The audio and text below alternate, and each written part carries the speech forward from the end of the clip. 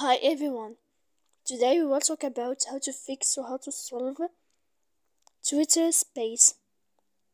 To know how to fix or how to solve Twitter space, you should just go to settings like this, you will click. After that, in this page you will go to apps, default apps, app settings. When you will see this list, you will go down to find the application of Twitter and you will enter. Then in this page here you will go to click for stop. When you will end this, you will enter to storage. After that, in this page you will click clear cache. Then you will go to click clear data. And after all that, when you will end this, you can update your application. So please don't forget to support us by like and subscribe. See you next time.